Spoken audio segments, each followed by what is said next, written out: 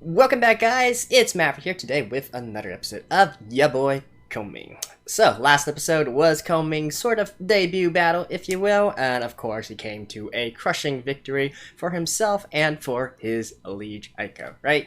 And yeah, so continuing on, well, let's just see what exact plans he starts to cook up, right? Because last episode, that was kind of more of a tactical win, if you will. He got pushed into this situation, and he had to show his intelligence right off the bat, right? But I would really argue that Kongming's biggest strength is more of his long-term strategic planning, right? And so if we apply that to Aiko's situation here, it would mean more, okay, formulating a strategy, like, and following it, like, what am I supposed to do, the steps I need to take in order to achieve my goal of getting how many followers, how many fans, and eventually getting up to the largest stage, right? So with that in mind, let's get into the episode. All right, let's begin in 3, 2, 1, play.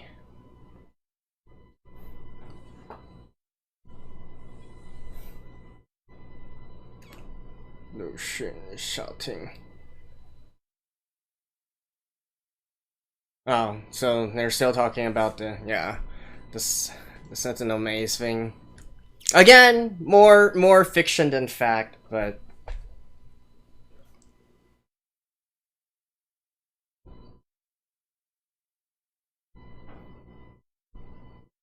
oh, are we gonna have like a recap every single time?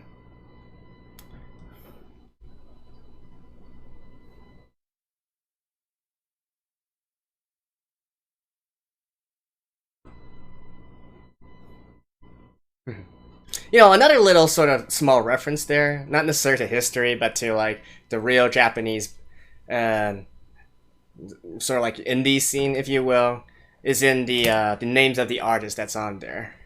In particular, I found one of them. It was called Aoi Goen, like blue or green park, which is a play on Akai Koen, a sort of indie rock band.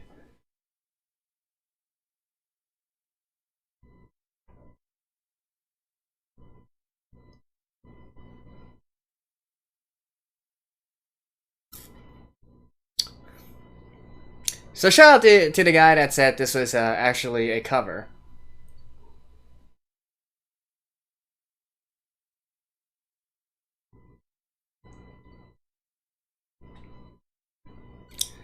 It's really like a huge like 80s disco vibe. Eh?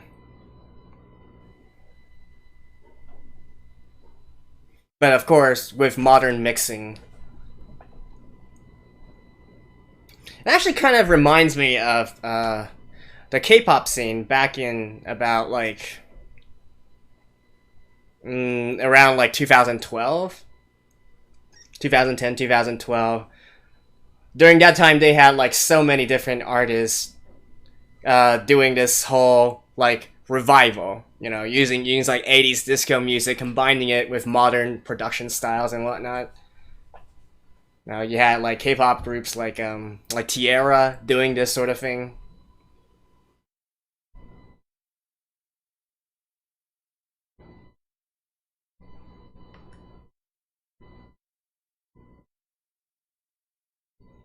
Right path to take. Ooh, 1,000 followers. Congratulations.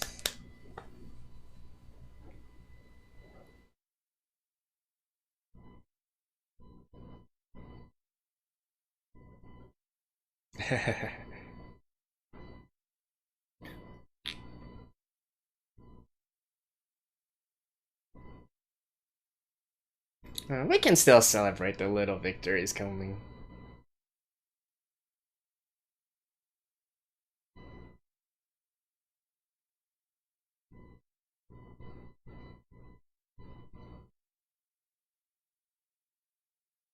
Ooh.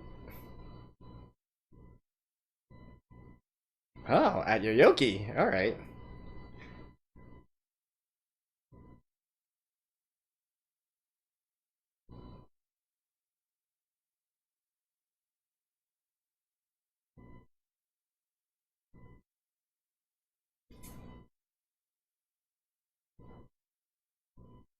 Oh, really?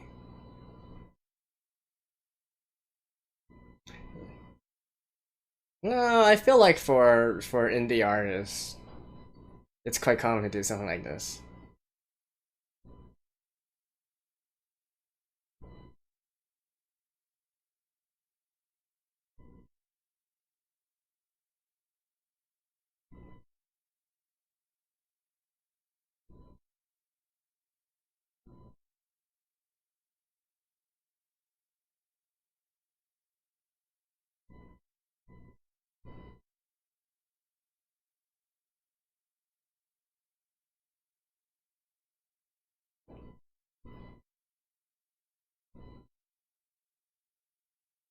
Hmm.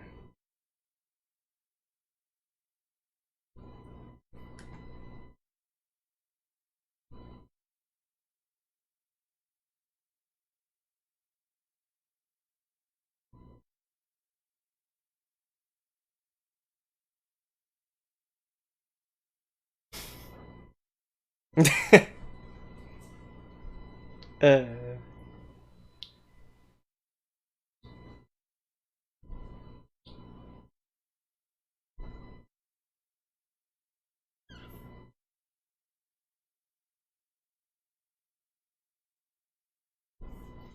I hit this. He is so random.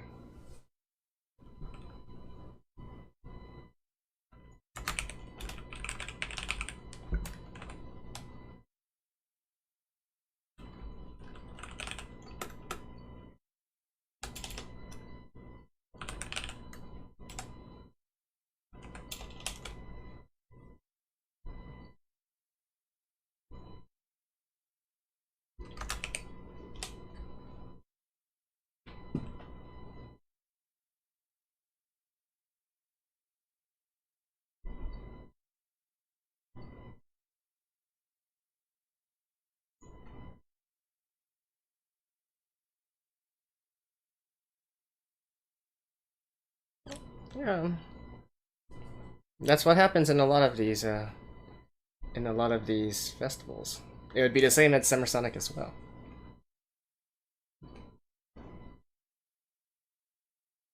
Hmm.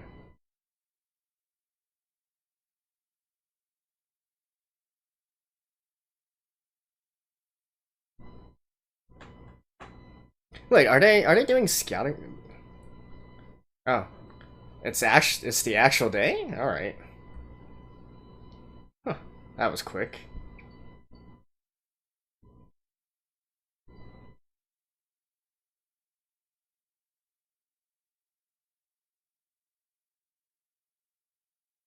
Hmm.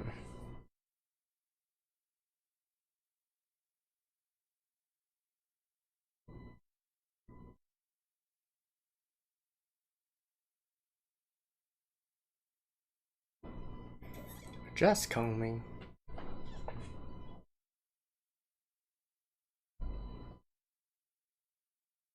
Oh, is this from? Yeah.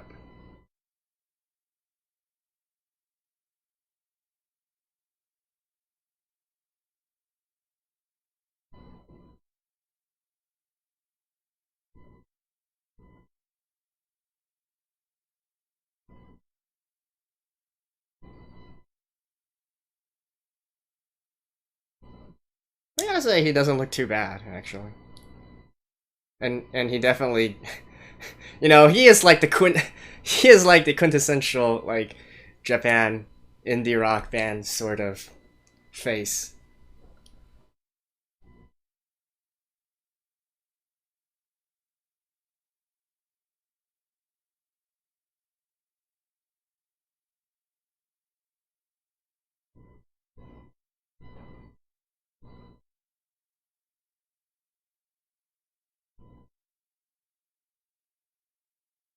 Oh, was there a sabotage?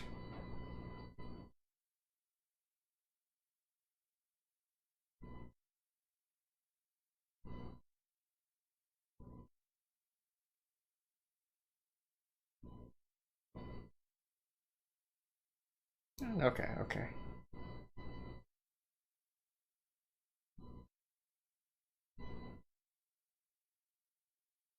Okay. So if it's not necessarily a sabotage?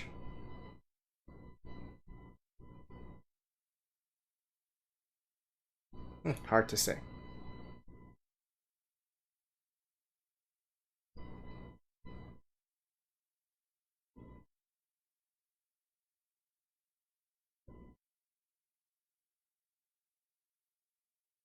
Yeah, I mean, this is equipment. And this is an equipment issue. He can't do anything if he can't even sing.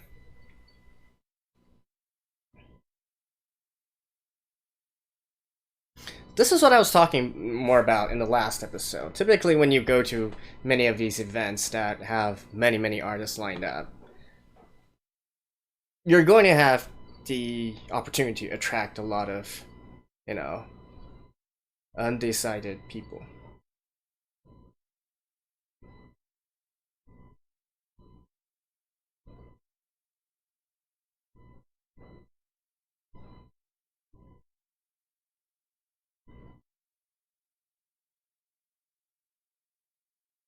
Hmm, okay. So he actually wants to make it seem. Hmm. Oh, there we go. The 36. Also, a part of, the fictional romance of the Three Kingdoms. Supposedly, Kongming has like 36 strategies he keeps like wrapped up, and then he hands them out as necessary. Okay, so this is actually Liu Bei. So it wasn't part of the five generals. So one of the five generals is missing. I wonder who it is.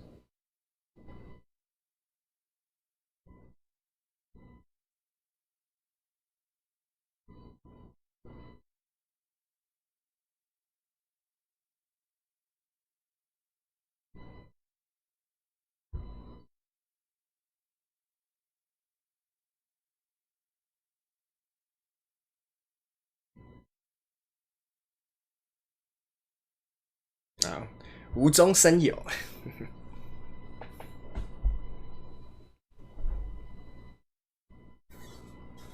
Though I kind of forgot like which. Oh, okay. They so kindly provided like the actual reference behind it. I don't quite like remember which battle this one was used in.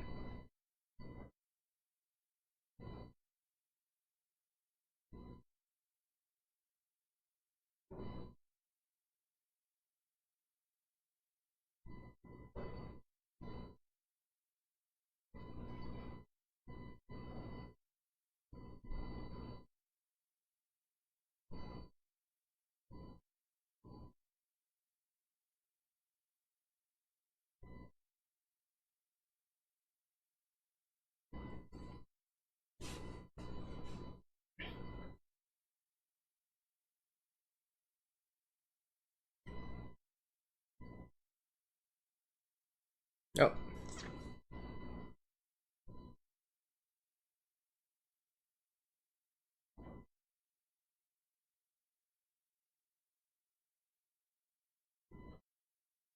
again, they're basically in two different genres, though.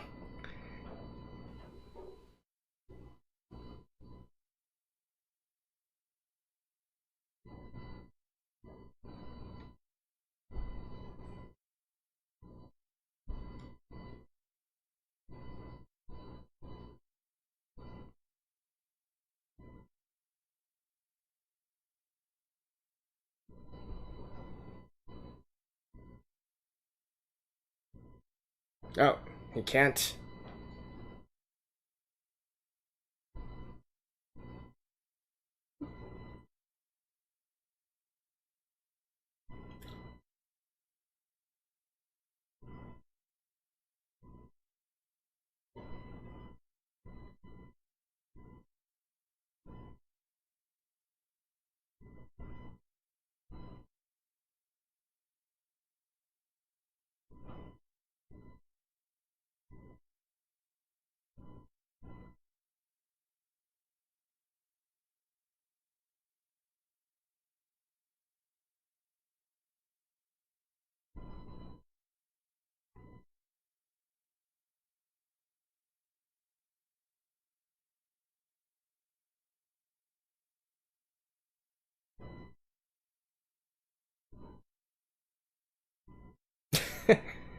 Okay.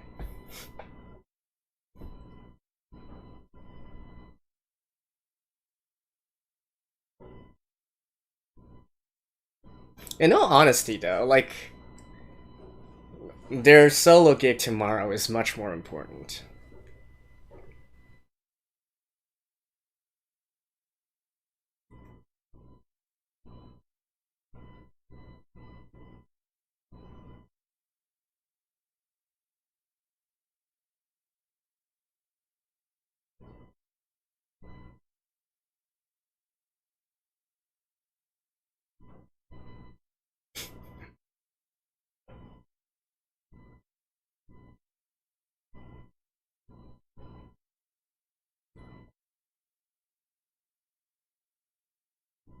Although, again, like, I don't quite remember which battle he actually used.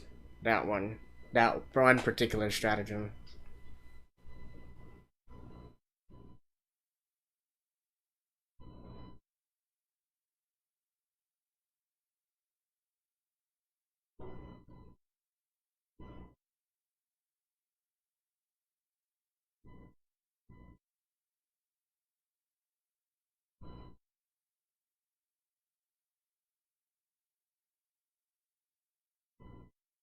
Hmm.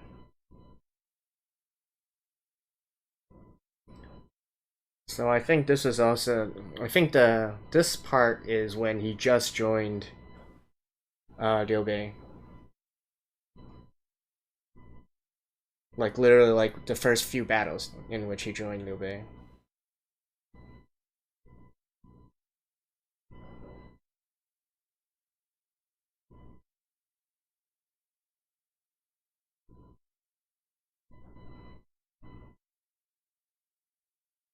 Hey, that's a good mindset to have.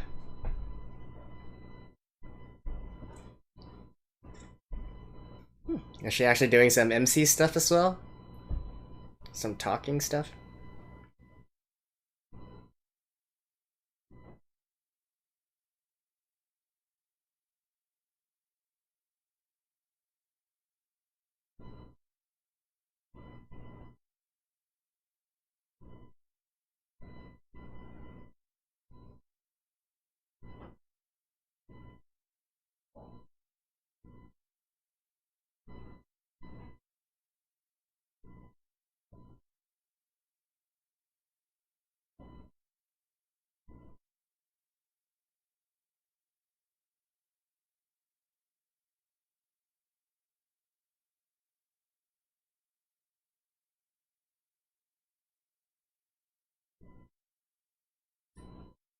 I actually think he's gonna congratulate her though.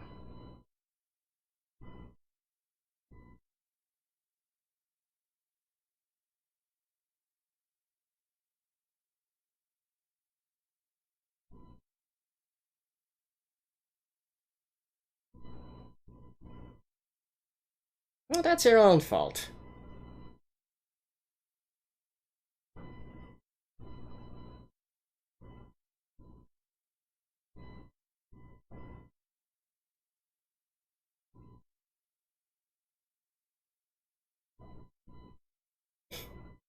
Honey?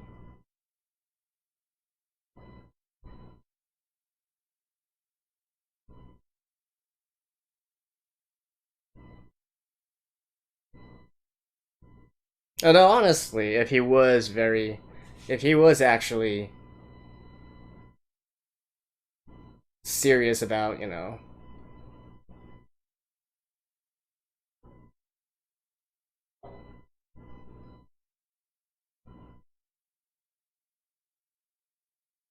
like if he was really serious about his career, he probably would have known how to take care of his throat already.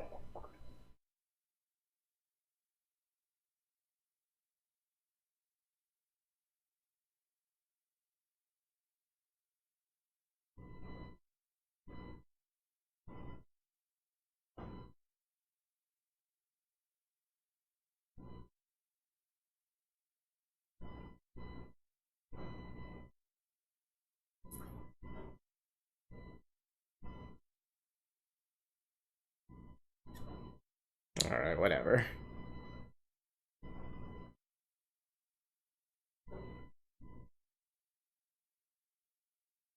I'll probably guess honey, ginger, something like that.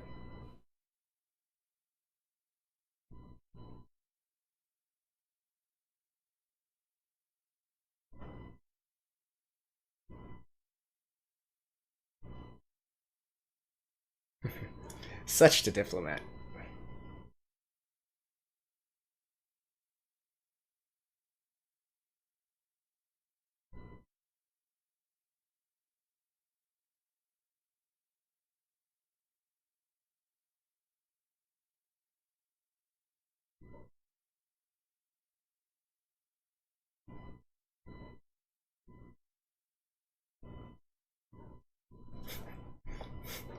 Such a tsundere. Alright.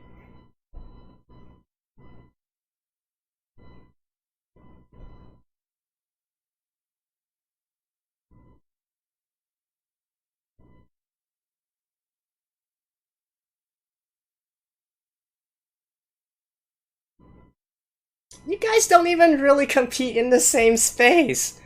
They're a band, you're doing EDM.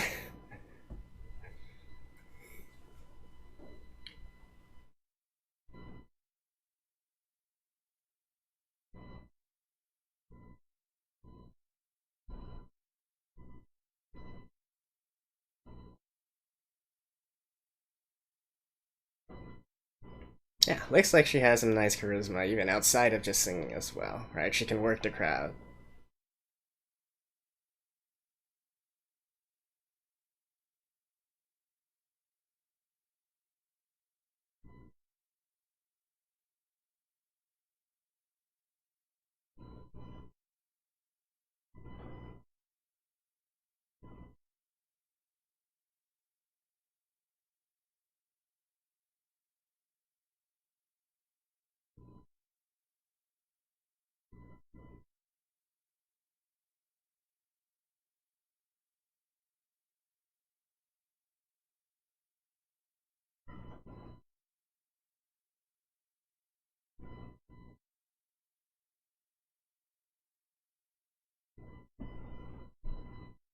Hmm.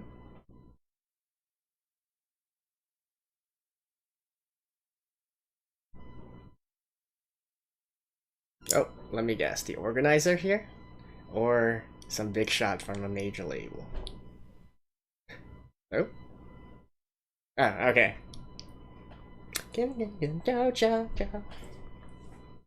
Alright. I will see you guys after this.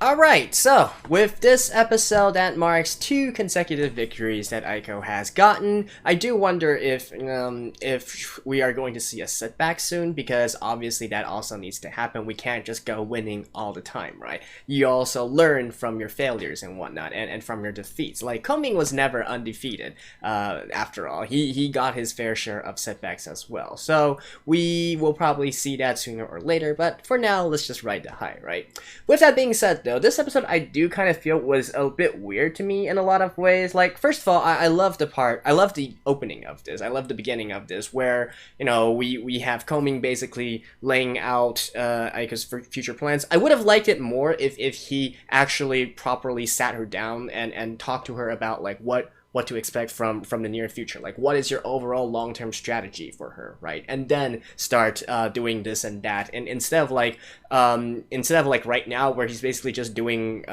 you know, I can make the best decisions for you. Just you just do the singing, and I'll handle everything else, right? I feel like there has to be a two-way relationship here, and so I'm hoping that he can also show us, the viewers, like what his long-term strategy is in the future. But at the same time, though, like at this moment, you know, I can't really disagree with what he's trying to do. You know, entering different festivals, or different various kinds of these performance stages. So you have like a really good, you have a really good foundation already. Aiko clearly has talent. She has the raw power and singing talent that, as well as really good original songs, right? So just having a good product by itself makes it so much easier to sell to these various different places, right? So I love what he's doing here. You know, getting yourself out to these places will be a great way to garner attention, attract fans, etc., etc. You know, the cream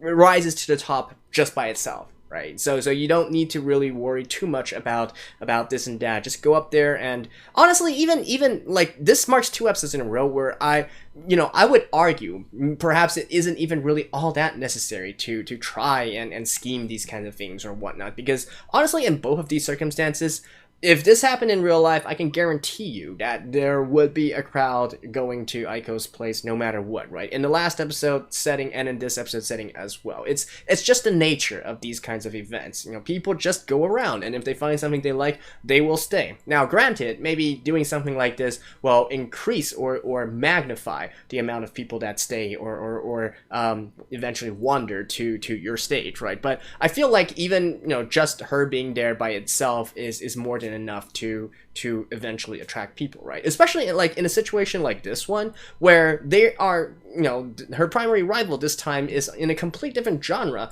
than what she's doing. Like, sure, they make this entire spiel about them using, I'm assuming what they're talking about here by mentioning the audio software is more so like maybe they are electricizing their music, is that a word?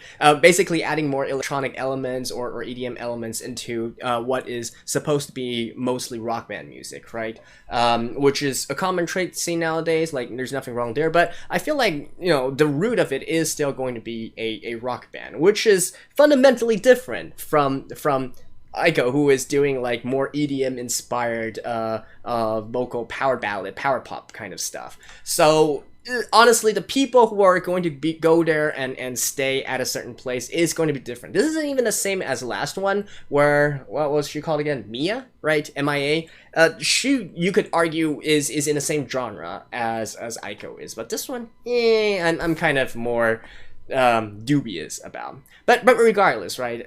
We can talk more about it later. I do like how it's set up, right? Getting her out there, attracting fans, attracting attention, and as we can see at the end of this episode, we can clearly reel in some big fish as well, right? That was clearly either a music producer or a music producer from a label or whatnot, or it could have been like he doesn't look like a scout. That doesn't look like a scout, right? If it was just a scout, it would be like one person. So he had people around him. That's clearly a big shot. Definitely some sort of producer from a label, or maybe an organizer for a music festival. Probably this one, or maybe some other one, right? But I would put my guess and money more towards some producer, right? So that's obviously the ultimate goal here, so I have no problem whatsoever with what was happening there. It's more so like the episode itself, right? There's like two big things that I feel is strange about how this episode went about. Like, number one is, especially with the beginning of this episode, the title of the episode, I mean, where it's like Kongming finds the right way. That's insinuating that he's going to be stepping in the wrong direction, or unsure of which direction he's going for, right? And yet in this episode, like, when Kongming was reminiscing about the past and whatnot, we don't really get the feeling that he was confused or dazed or unsure about his future or what he wants to do, right?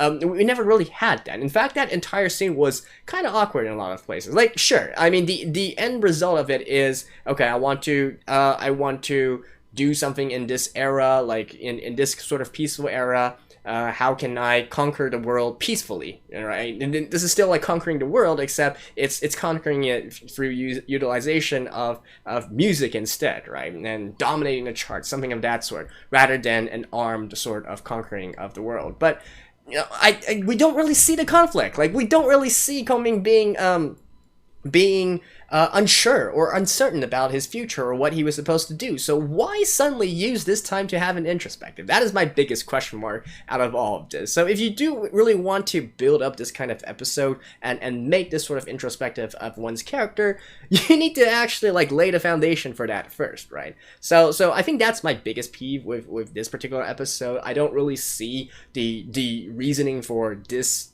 introduction of this sort of subplot or sub storyline into this, I would definitely be happy to explore it, and I would definitely be happy to see Kongming explore it and come to a conclusion, right? It adds character, it adds depth, but you got to set it up first, right? So that's my main complaint, if you will, with this episode. And then the second one, obviously, I kind of mentioned in the beginning as well, the fact that this Jet Jacket dude, this band doesn't really compete in the same space as Aiko does. So again, honestly, even if he did nothing, even if Kongming did nothing and just played out the music by itself, I would venture a guess and say that probably the end result would have been the same. There really wouldn't have been that much of difference. And in fact, it might have been even more interesting in a sense where they might have been competing with each other and trying to, outdo each other in energy and hype and whatnot. I would have loved actually more because we can clearly see that this is, in this episode,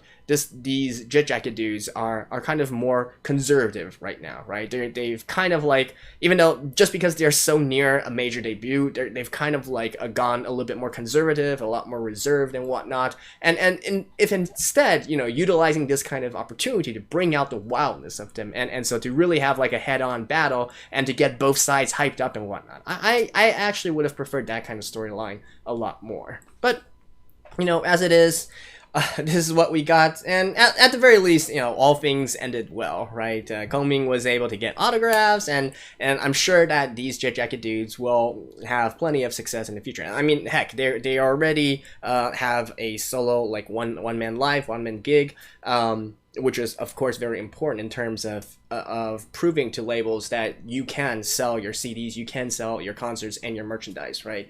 And in fact, considering like what they are already talking about, it seems that they've already got some offers from major labels, so they are about ready to make their major debut here. So all props to them. I don't really know like who exactly they are supposed to be a reference of, because the anime so far has put plenty of references into like the band names and whatnot. Like even during in the flyer, I think I saw something like The Second Story, which is a clear reference to the Japanese band The First Story, but I'm not really sure who Jet Jacket is supposed to be parodying. The lead singer looks very familiar, but then again, he looks like all these Japanese rock band dudes. They all have the same hairstyle. Like my instant reaction, right? My instant thought was Alexandros, but honestly, I don't really see how, beyond the fact that they look like that, and also Alexandros also kind of incorporated more and more electronic music into their later works as well. But you can say that for a lot of Japanese bands, so probably not them.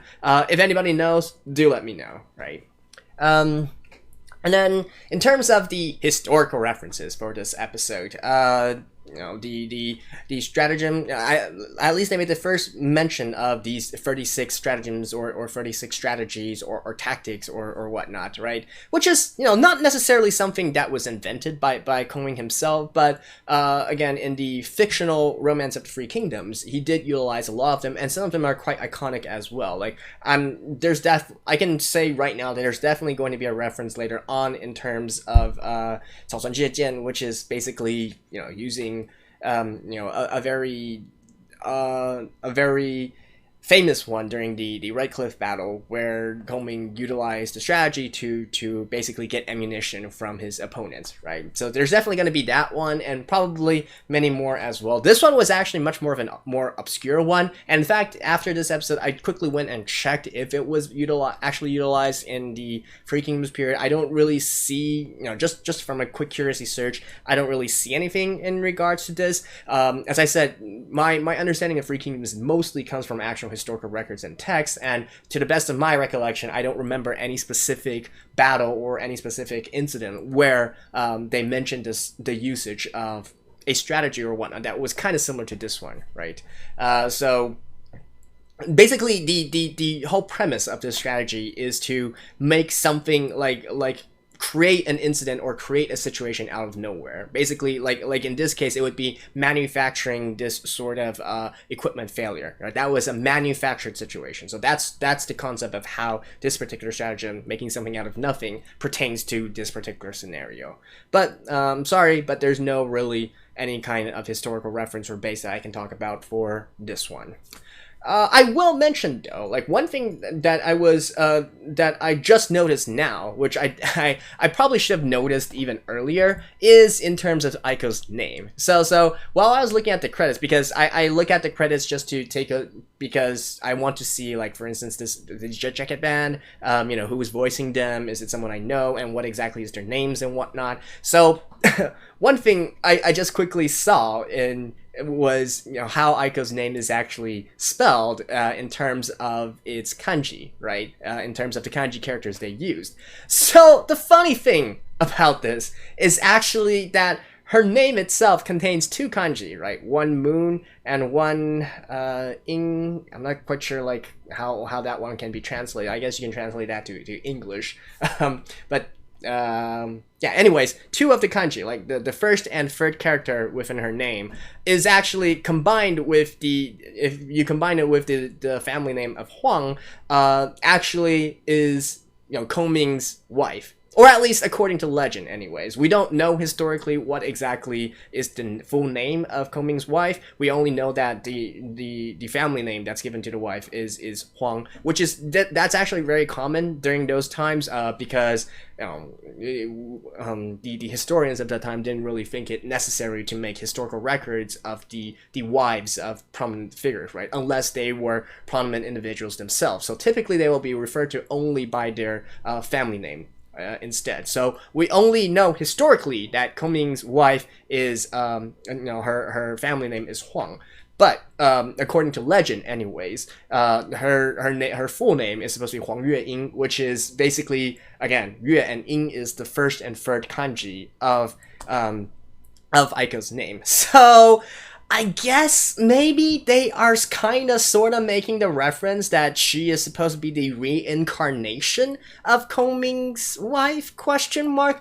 I don't know if this is going to be part of the storyline or not, right? In fact, I don't even know if Kongming has realized how exactly Aiko's name is written to this point. But, it still kind of depends on whether they want to go with the more historical stuff or they want to make a reference to the more fictional kind of stuff. But considering that they've been referencing a lot in terms of the Romance of the Three Kingdoms fictional novel, I kind of get the feeling that this was definitely not by coincidence. They definitely deliberately chose this name. So since they deliberately chose this name, I can totally see them making a actual story or situation out of this, or reference out of this. So I guess that's just something to look forward to in the future as well in terms of that.